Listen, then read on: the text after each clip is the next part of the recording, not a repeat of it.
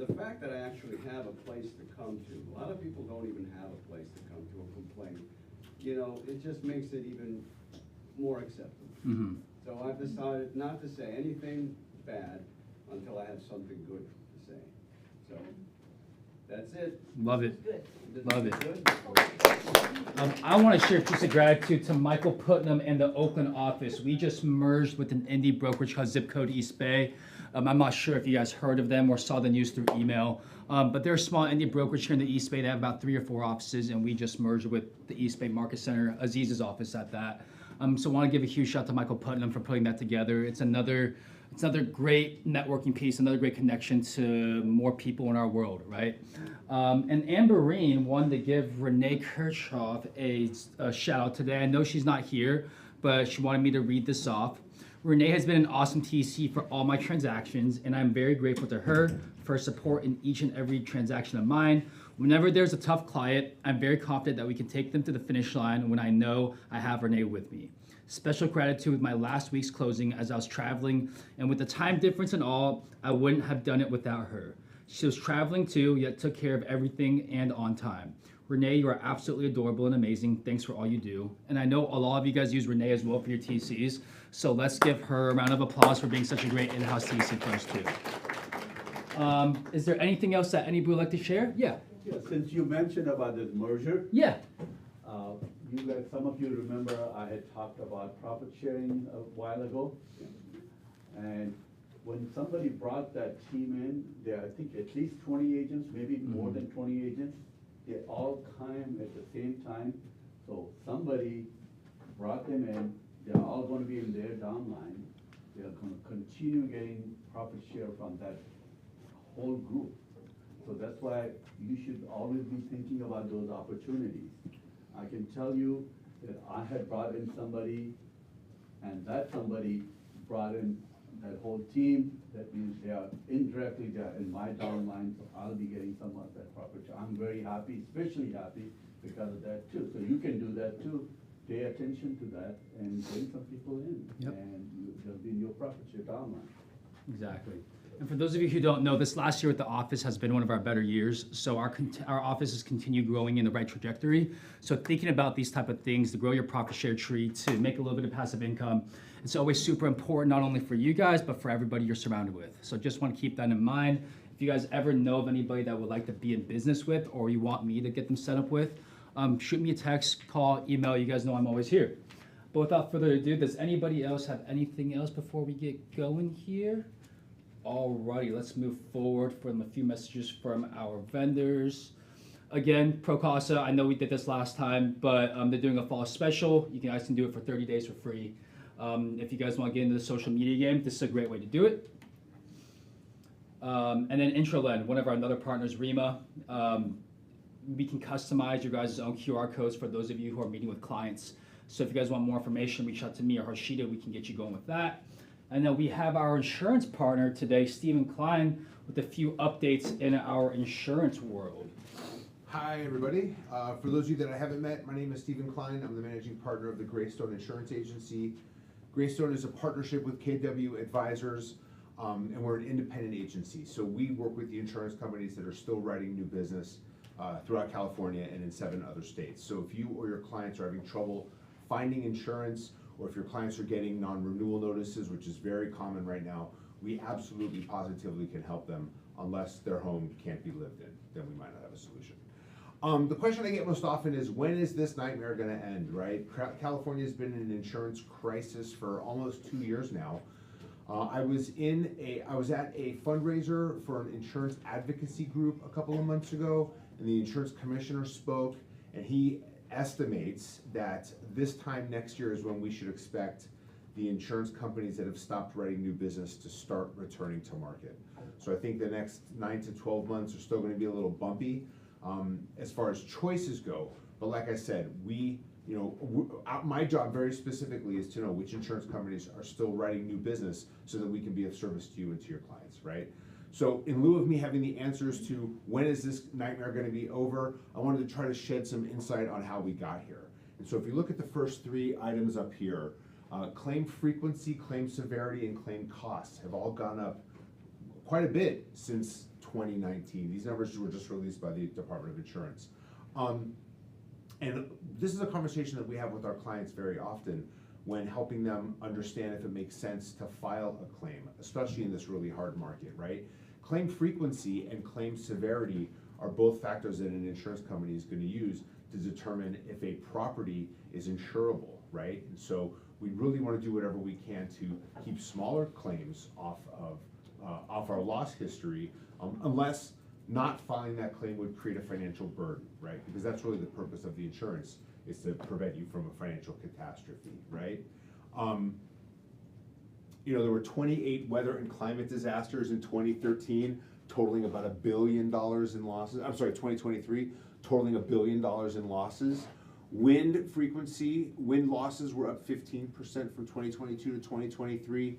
The reason I mention hail losses is, while hail isn't a common cause of loss in California, most insurance companies are nationwide, right? And so while that doesn't affect us, it affects them, right? And so it's just another illustration that the climate changing is impacting all of us, right?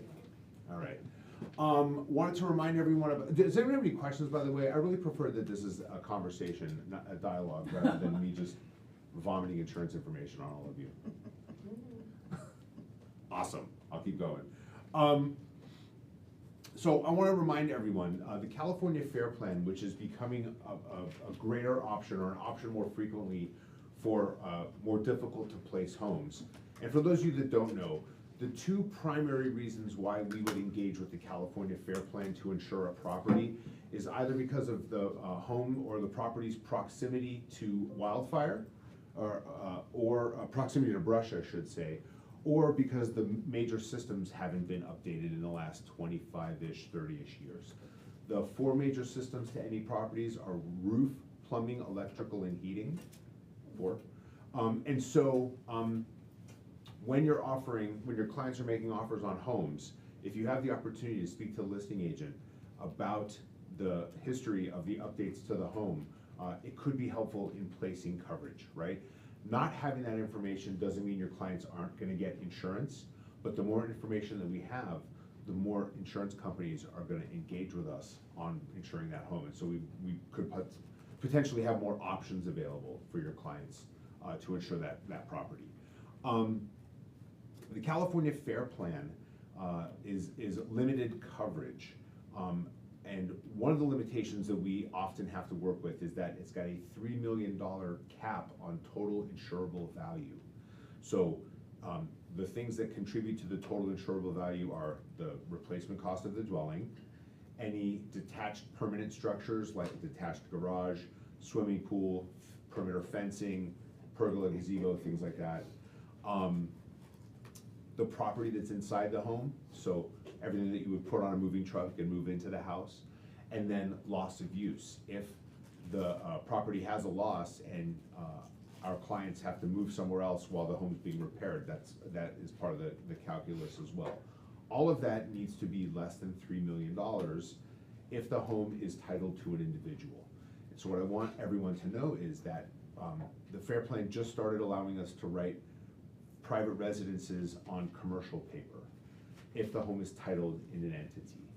So if your clients can put the home in an LLC, whether before escrow closes, which is usually a challenge, or if they're being non-renewed and we've got a longer window to get coverage in place, when we write homes on commercial insurance forms, the $3 million limit goes up to $20 million.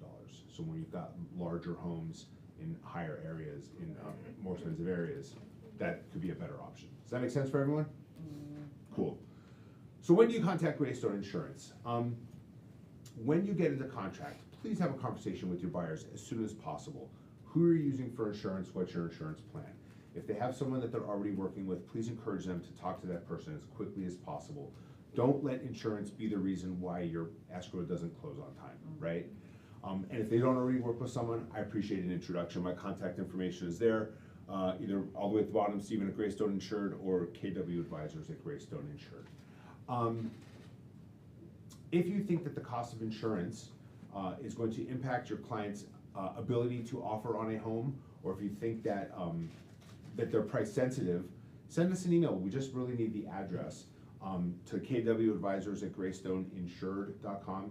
And we can at least get you a reasonable premium indication, let you know if we think that that home is gonna be $200 a month, or if it's gonna be $800 or $900 a month. Could be helpful, right?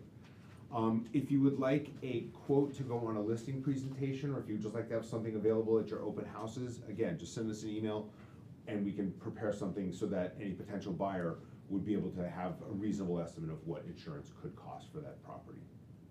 Cool. Do I have more time, or do you want me to wrap it You up? can go for a couple more, yeah. Yeah. So quick question, so what I hear you saying is that we can actually, as a value add and a differentiator on a listing appointment, actually go in with a letter from an insurance company stating that we've got you covered. It'll actually be a quote on Greystone paper that'll just say, here's what we think we're gonna insure the house for, and here's what we think it's gonna cost. But it'll look like an actual insurance quote. And so my guess is there's not a lot of listing agents that are doing something like that. I think that's what separates KW Advisors from the competition. And it can also be very helpful for the buyer's agent on the buyer and the buyer's agent on the other side, if they're having problems finding insurance. And I've said, well, here, I've got a quote from Greystone Insurance, call them. And I've had transactions where that's how it ultimately went together.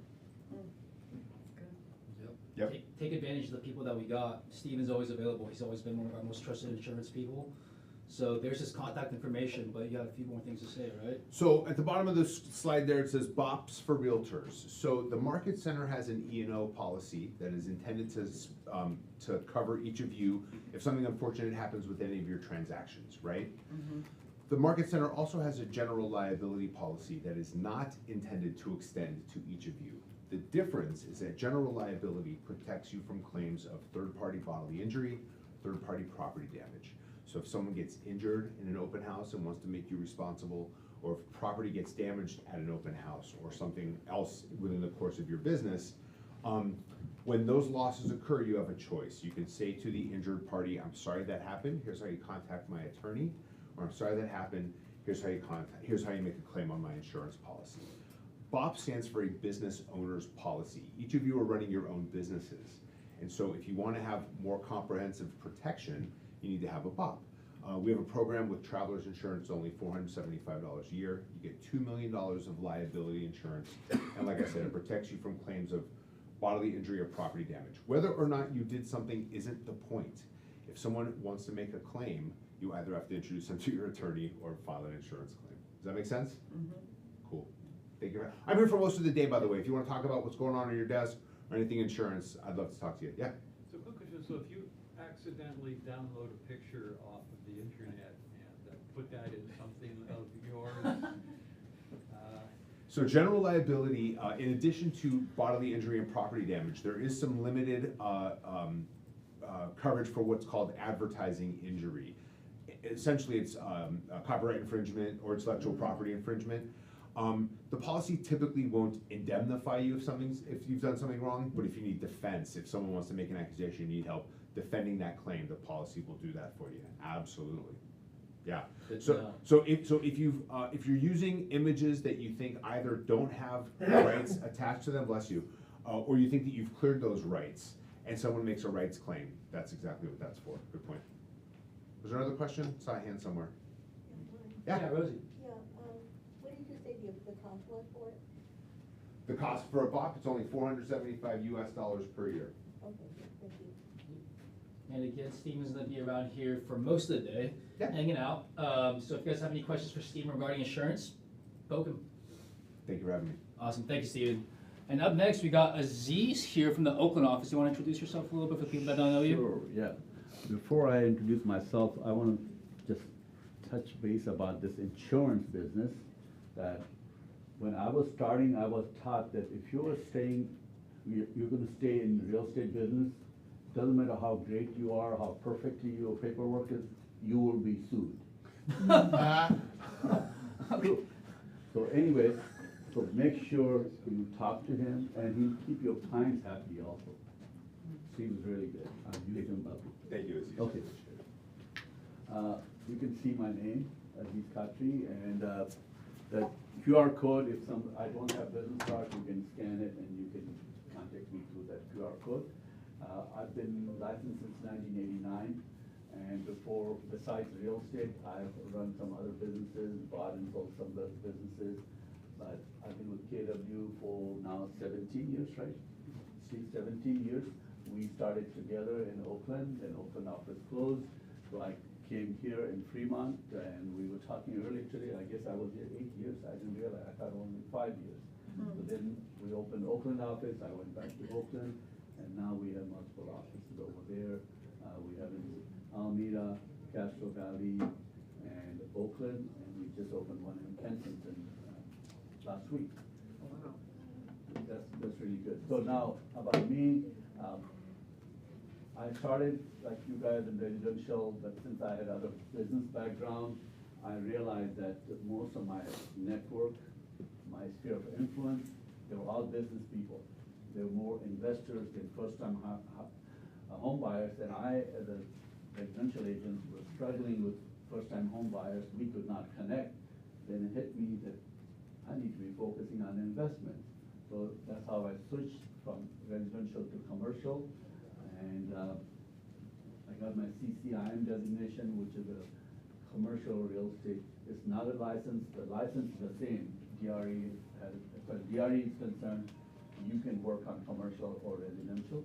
But this is a designation where you take lots of classes, and then you have a show to portfolio that how many transactions you've cleared, and then there's the exam, and then final exam, then you get your designation. So after I did that, I saw a huge difference in the response from other brokers. Because if you're residential agents, they've never heard from you. You try to call a commercial broker. Most of the time, they don't answer your questions. They don't answer your phone call. So because I got my designation, I got involved, I got on the committee, board, and president, and everything. So now in the Bay Area, I consider myself, actually, I feel, I'm not sure that other people, I'm well-respected commercial broker, so people do call me back. So what I wanted to do is just give you some basic idea about commercial real estate. People ask me, how's the business, how's commercial business? Commercial business has many different categories, right? We can call them product types, that's what we call them. Examples will be multifamily, which is apartment buildings. You have office buildings, you have medical buildings, you have industrial, and within industrial, there are different categories. You have manufacturing, and then logistics, all kinds of categories within that.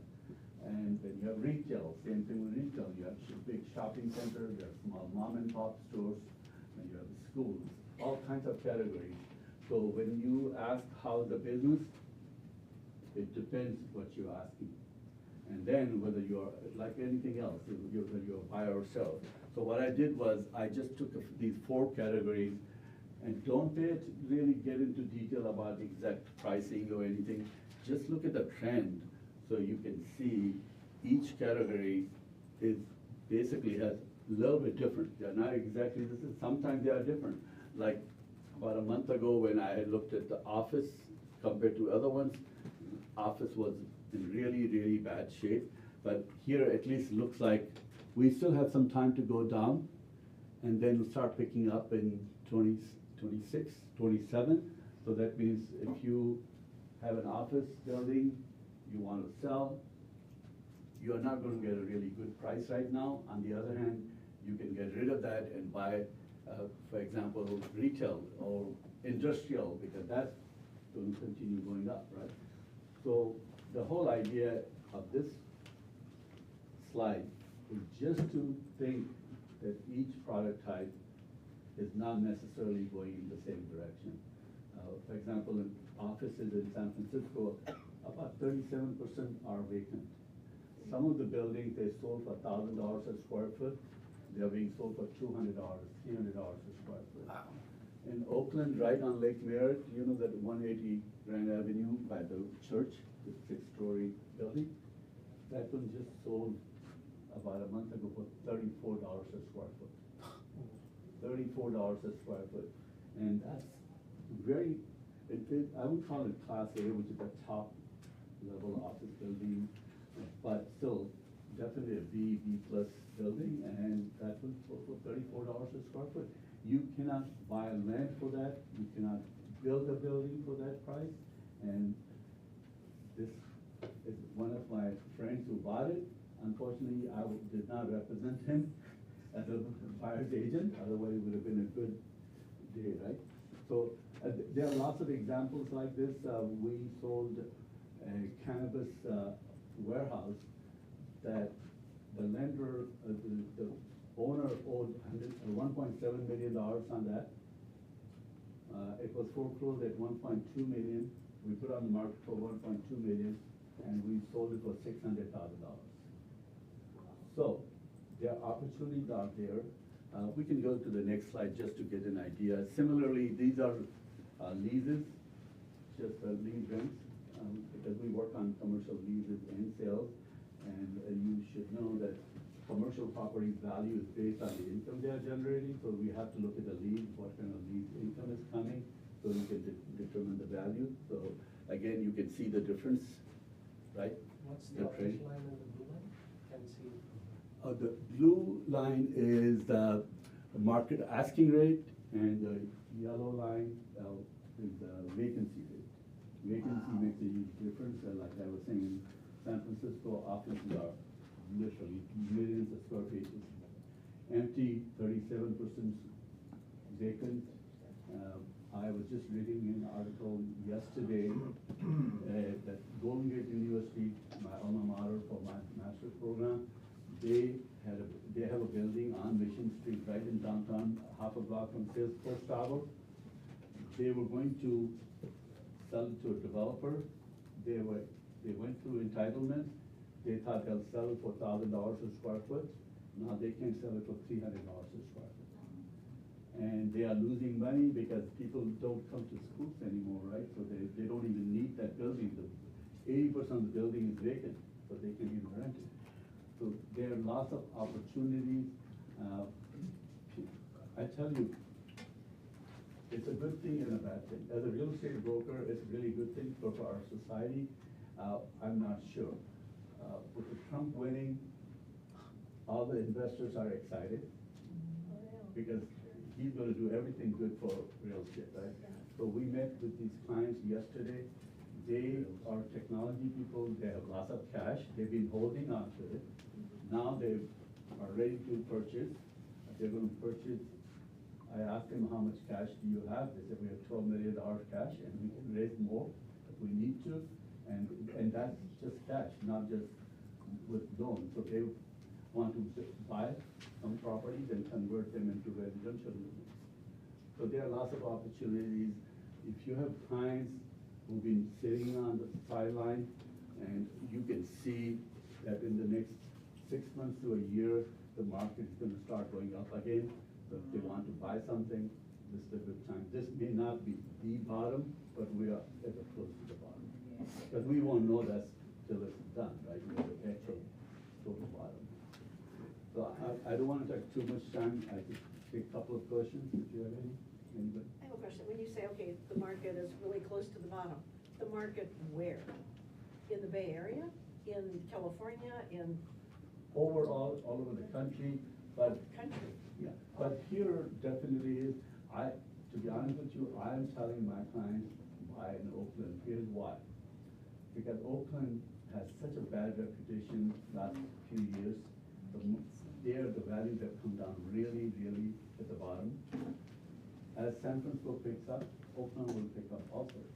So it's a long hold, it's not a short hold. You may not be able to have positive cash flow for a while because you can rent the space, right? But in the long term, Oakland will be a really good place for investment today. Yeah. Yes, sir. You just mentioned long-term and like, for example, with insurance, we were told that this time next year, things would maybe pick up a little bit or get better. So your prognosis, and it's hard to really say, I mean, this is a great time to buy. When do you see the market kind of like getting kind of back to normal in a way? Is there any way of telling that at this point? If I tell you something, it would be a total guess. Gotcha. but I have my opinion, which I think by second quarter next year, we'll start to see, definitely start seeing something. So.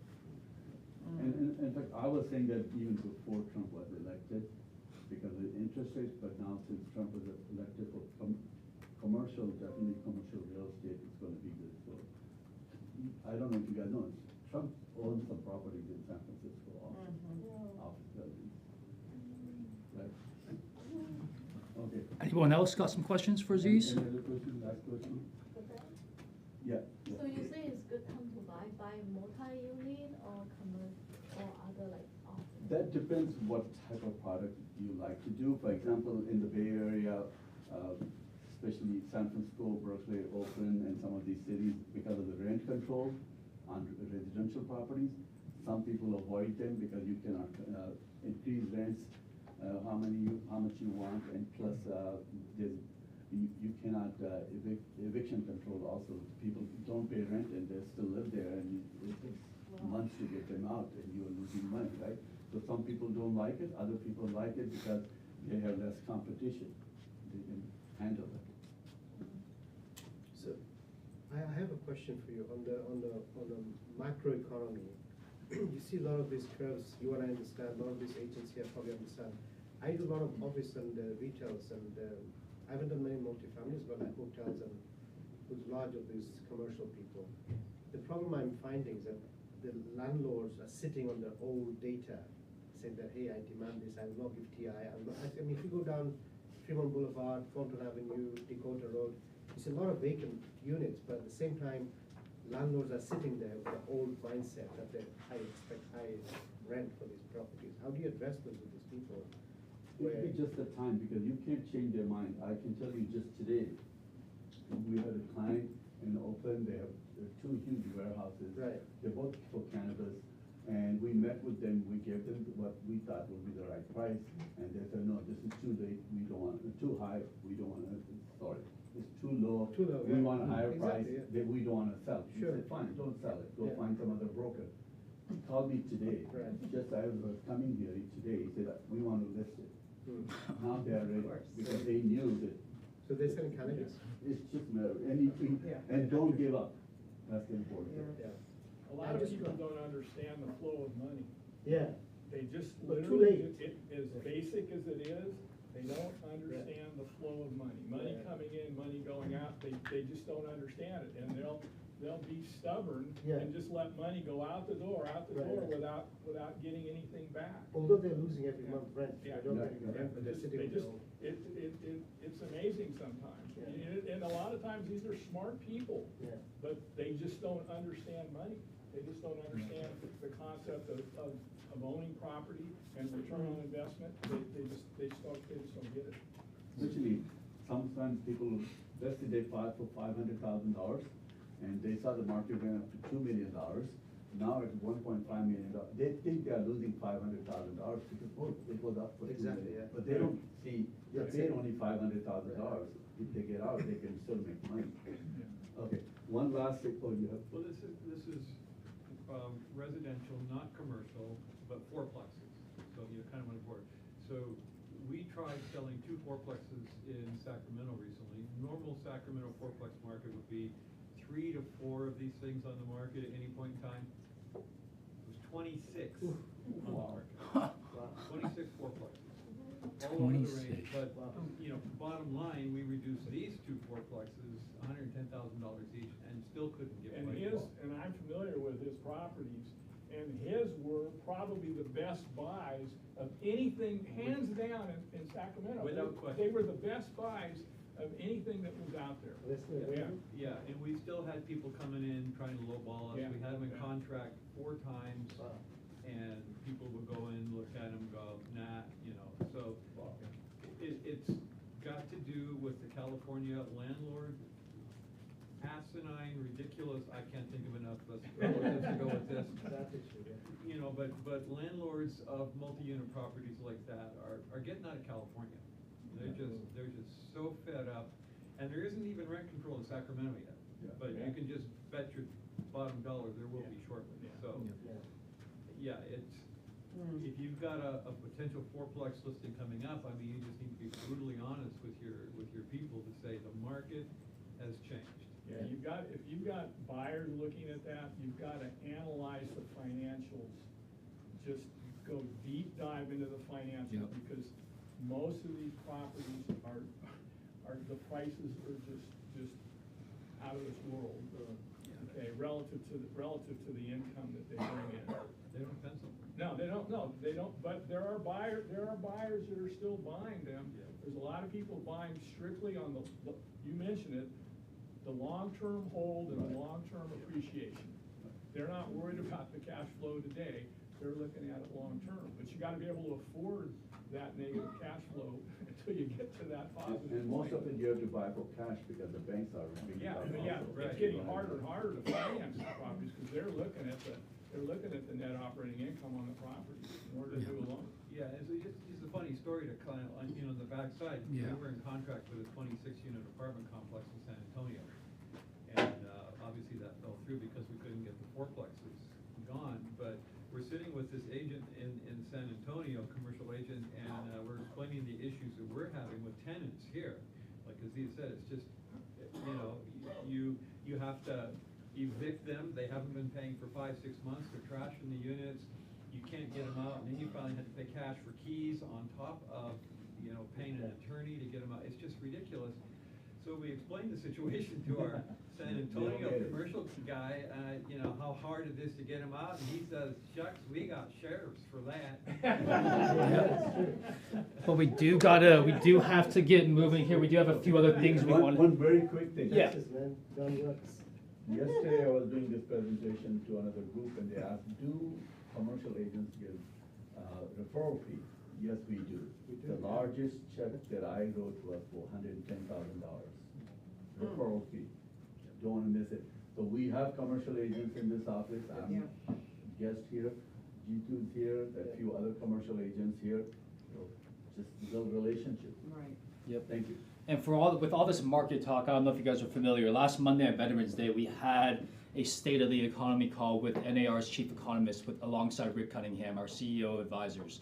Not sure if any of you guys were able to jump on that because it was a holiday, but if you guys haven't watched it yet, there's been an email sent out with the recording and the slides that were from last Monday's call. So if you guys haven't had the chance to hop on there, watch that. It will give you a lot of insights because it was the week directly after the election, so it's super up to date. So if you guys haven't looked at that yet, I'd highly suggest it. If you guys don't have access, reach out to me or Harshita.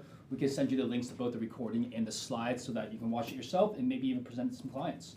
But this week, what do we got here? We got Ignite classes. Today we got qualified potential buyers and sellers, win the buyer, win the seller, ending off with working with buyers and sellers. So hop on the KWAdvisorsClassroom.com. This again is for everybody. And the Ignite After Dark, for those of you who can't make it during the normal times, these start at, what time do they start? 6:30. Yep, sounds good, thank you. And then tomorrow is Pi Day. I'm not sure how many of you guys are going to be here doing this, but great way to get back to your clients. It starts at 12 o'clock. Everything will be here ready for you for those of you who have signed up. So this is a great way to get in touch with your clients. This Friday, we're clearing out that fridge. It's that time of the year. There's a lot of crap in there right now, excuse my language. But this Friday, we're completely clearing it out except for like some condiments and stuff like that. So if you guys have anything here, please tend to that. Can I throw in a shameless plug here? Yes, of course. That refrigerator is there thanks to the Next Stage staging company. Oh. Many of you who haven't been here both don't know. So if you're looking for a top-notch staging company, the Next Stage. Reach out to Carl. Yeah. Reach out to Carl. Yes. I'm always going to plug this. Every single Thursday, Tri-City Marketing Council, a great way for you to network and meet some people out there in our world. Especially guys who have listings or buyers, they always have live presentations of all the new stuff coming up, and you guys can present yourself too. And there's always a chance to win some money. And also opportunity for profit share. Yep, exactly. For you to meet some other people that might want to be in our world here in the advisors community. This Thursday, Ryan Young will be teaching 75 Thrive. For those of you who don't know him, he is one of the top teams out of the Ohio region. but regardless of which region they are, their techniques, their strategies, all can be shared with everybody.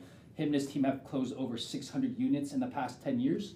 So if you guys want to hop on this, it'll be live streamed here at the office, and you guys are going to be able to hop on online too. This is on our calendar. There's going to be a link that will take you straight to it. Pathway to Mega with Rob Wagner. He's one of the advisors coaches. If you guys are in that middle group and want to get to that next level, hop on this. It's this Thursday starting at 11:30. It kind of intervenes with 75 Thrive, so you guys have to pick and choose which you want to go to. But I'll let you guys decide that on your own. And then next week, the week of Thanksgiving, there won't be that much, but there will be a few. That Tuesday, Daniel Kyle, our advisors tech director, will be talking about DocuSign, if you guys aren't familiar with that. Tuesday, we also have a class with Steven. Do you want to touch a little bit on this? Yeah, we do a class every Tuesday at 10, and this morning we talked about appraisals, and it was pretty good, right? Pretty good. And so next week, we're gonna talk about escrow. Perfect. What does it look like? What do you gotta do? Wonderful. Love it. And this class also is open to everybody, not just the people in the PC class. Oh, can I just say that Yeah. for all my 10 a.m. classes, they're live streamed in my YouTube channel. Oh, So if okay. somebody wants to watch it later or watch it and they can't come to the office, it's not on Zoom, it's on my link to YouTube. So text me, I'll give you the link. Great to know. Next Tuesday, we also have a wealth building man with Joe and Alex. Joe will be here in the office. He wasn't able to make it here today.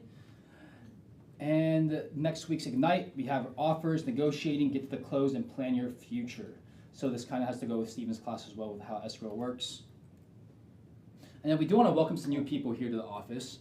If you want to stand up, kind of introduce yourself a little bit, Ben. Hi, I'm new agent in the office, and I'm welcome to be here. Nice to have you. Thank you. Let's give him a warm welcome. I don't think Manjula is here today, is she? No. And Stephanie is here today. Good morning, I'm Stephanie, I'm a new agent. Welcome to the family, Stephanie. And then the following week we have Living Trust and Probate with WFG. If you guys want to learn a little bit more about that, RSVP here. This is also on our calendar. We have our holiday party, December 6th. It's coming up soon. For all of you guys, it's free. For any of your guests, it comes at an additional fee. But it's going to be at Massimo's this year. Excited to have all of you there. It's going to be a great time. Beer and wine will be served, and if you want additional drinks, you guys can figure that out yourself. But it's going to be a good time. Food will be catered, so it'll be fun. And then we have a lunch and learn that first week of December as well with Maureen with ORTC. And then we have some coming soon. So again, let us know how you got it, the price point, and why somebody wants it. The first one I think here is for Steve and here in Fremont. Yeah, this is a newer upstairs condo. It's in move-in condition, has a one-car garage. It was built in 1994. It'll be priced in the mid to high sevens. It'll be available to show on Saturday, and I picked up this seller as a buyer and seller at my open house 2 weeks ago. Wow, Steve. Wow. Good job. Perfect. There you go. Open houses, they work. They work. Elizabeth Kim isn't here. This is Alex's sister. She has a listing coming up soon here in Lathrop, 4-bed, 2-bath, 1,730 square feet. If you guys have any questions, please reach out to her. There's her information. And then we have some just listed as well. Again, I don't think Yan is here. She has one about 1.5 in San Jose, 3-bed, 2-bath. Reach out to Yan if you guys have any questions. And then we have some people that we'd like to introduce up, Natasha and Carl with the Medford team. Eddie isn't able to make it with us today, so we want to talk about some. Actually, I'll let Carl take it away from here. All right, so let's bring up the first one. Yep. You know that you're not supposed to violate the law when it comes to real estate, right? So fortunately, we're not in Vietnam, okay? which is good, because I mean, oops. Okay, but we are in California, which has some pretty strict laws as well. $12 billion fraud case sentenced to death. Real estate. So Yeah. And she's appealing, of course, but you know, good luck with that. Yeah. So the green uniforms with the red kind of tells it all. So Yeah, so we're up here to basically say, we have a code of ethics, you really need to follow it. As Aziz mentioned, you know, I mean, things happen, but you just don't want to be the person that makes it happen, if you will. So we're going to look at some examples here really quick, and Natasha, you can take the first one here. Okay. And these cases are from agents in Southern California. Okay, so November 2023, this agent was found in violation of Articles 1, 3, 9, and 11 of the Code of Ethics. As a result of this violation, her association membership was suspended for 60 days. A letter of reprimand was placed in her file for 3 years. She was fined $10,000, and she was required to attend a live Code of Ethics class and a class on broker supervision and contract law for real estate professionals. Lee represented the buyers in the purchase of a residential property. Prior to close of escrow, Lee allowed the buyers to have access to the lockbox key to enter the property. The buyers proceeded to begin demolishing the interior of the property, even though they were not yet the owners of the property. The panel found Lee violated Article 1 for failing to protect her client's interest. Giving the buyers access to the lockbox key and allowing them to enter the property unsupervised to begin repairs prior to the close of escrow exposed the sellers to potential liability. The panel noted that an accident could have occurred and someone could have gotten hurt, and the sellers would have been liable in that event.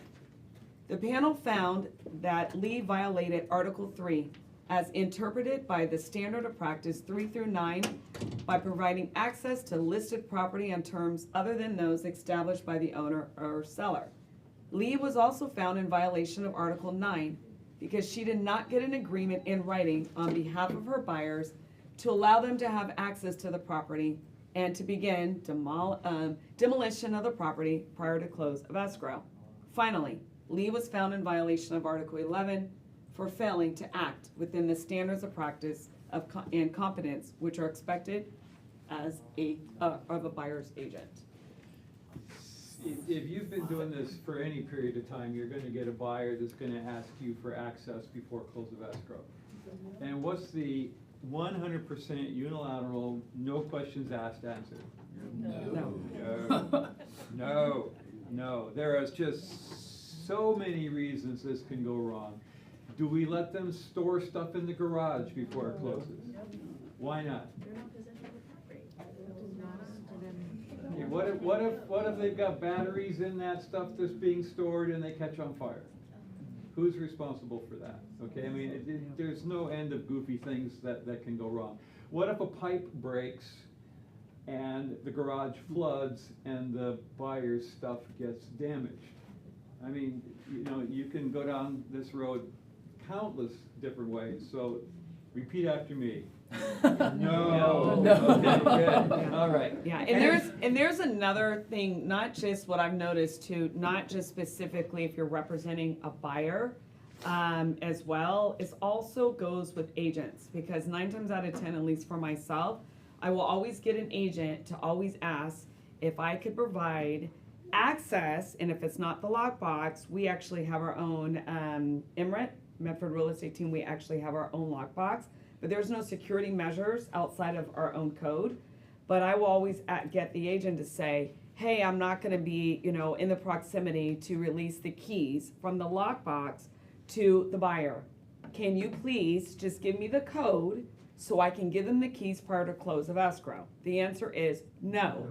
So we remove those keys all the time, and if there's any time that we have not, I've never given our code out unless it's specifically for our agents. So please just don't do that and just wait for the recording. Right, just a little note to go along with this is the second you're in escrow, take all the keys out of all the lockboxes. Period. Right, yeah. Okay, because you don't want the appraiser popping in unexpected or anything. You just want complete control of who gets in there. You don't want another agent popping in just to see, you know, whatever. So escrow, get all those keys, and that's the end of that. Yep. Next. All right, this particular guy, Great picture. yeah, love it when this happens. He called another realtor whose home was listed in the MLS and proceeded to tell that seller who was listed on the MLS what a rotten job their listing agent was doing. Yeah, and then he proceeded to scrutinize it, criticize the work, sent a copy of the MLS printout to the seller saying, you know, look, this, he did this wrong, did that wrong, so on and so forth. Don't do that. Okay? What's the policy if somebody you're talking to says, yeah, I'm represented by another agent, but it's not on the MLS, what's your policy? No. You don't talk to them. End of discussion. Say, oh gosh, didn't realize you're represented. Okay, have a nice day. Do you get to call them back? No. No, you don't. Okay, so once they're listed, do you get to provide suggestions?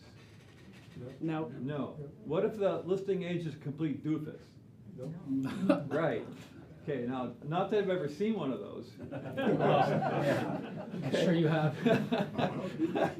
You know, what if the listing agent never answers their phone? Do you mention that to the seller? No. No. Okay, you don't have any communication with that seller unless they've provided access, and then you're just, how do I get into the property? Okay, so this particular guy got fined as well, fined $1,000, letter reprimand placed in his file for violating the code of ethics. So if you're thinking of talking to the seller in any kind of negative way about their agent, what's the response? No. No, I want to hear it a little louder. No. Okay, perfect, perfect. Now, what if it is a canceled or expired listing? Are you able to take that MLS printout sheet? And, yes? Yes. Okay. I was doing that because I remember before I had come to Steve a long, long time ago to ask about that, years ago, when it was part of my marketing strategy, so I just wanted to make sure that you guys kind of know, like, the difference between the two, if you are gonna use an MLS printout, worksheet. But, and I'm gonna let Steve answer this one. Oh. So are you allowed to use the MLS to prospect for canceled or expires? Yeah. Can, yeah, okay. Yeah. So you gotta be really careful because there are some regulations around contacting expires. It's better if you have a subscription to something like LandVoice, okay? That way there's 100% separation between you and the MLS, and that way you get all the contact information as well. Right. Okay? What about withdrawal? Sometimes the listing agent withdraws it temporarily. No. Yeah, you don't You gotta know that the listing has been Yep. canceled. Has or to be canceled. expired. Right. Canceled or Right. Anything expired. short of that, you Yep. gotta be reaching out to that person. Yep. Right. Absolutely.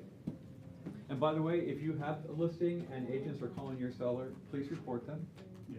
Yep. Straight up, because our job is to self-police this organization through the MLS. I'll make 2 quick points. If you get a call from someone who has a listing that is getting ready to expire, and they're calling you for the purpose of listing their property after it's going to expire, that's okay to talk to Absolutely. Yeah. them about that and that only.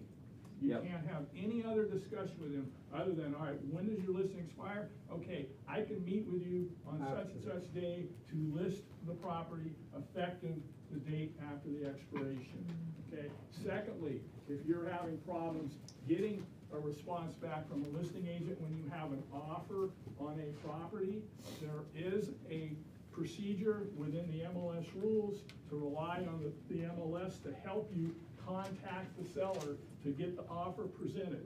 But you don't go just direct to the seller. You've got to go through the MLS.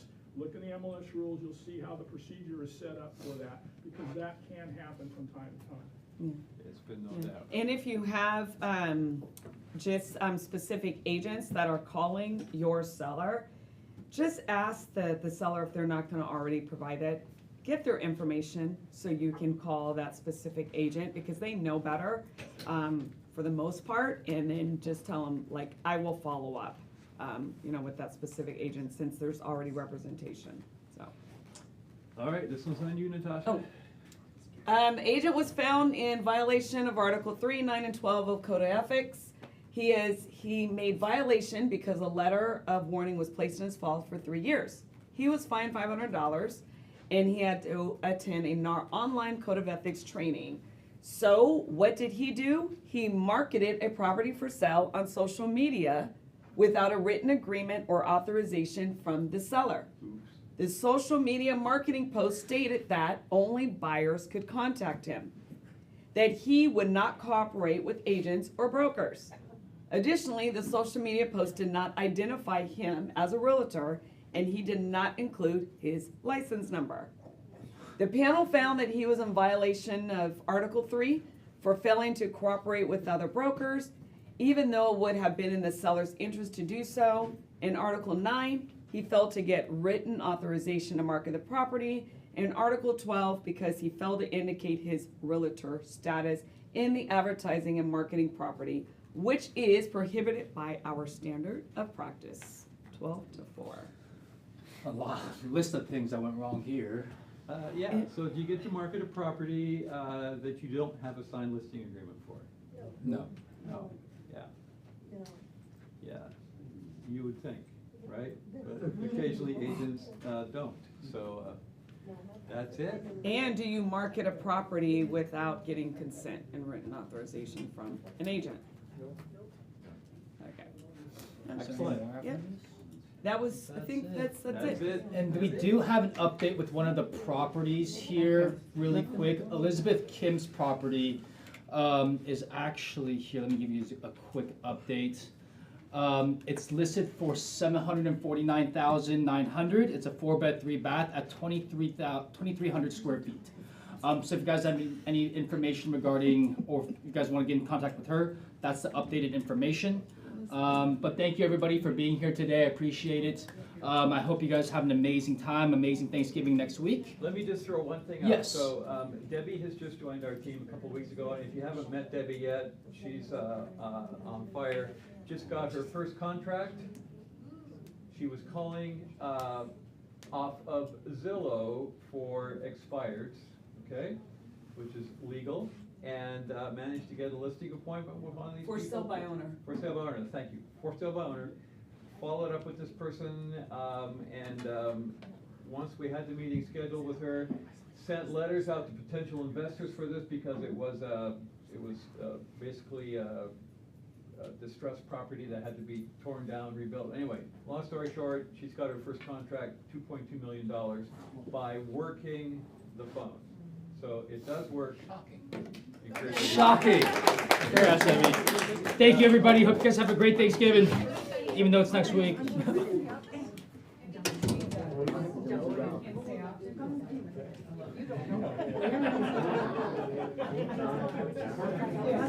Yeah, no.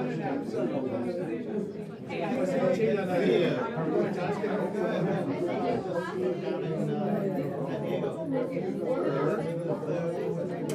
Legoland.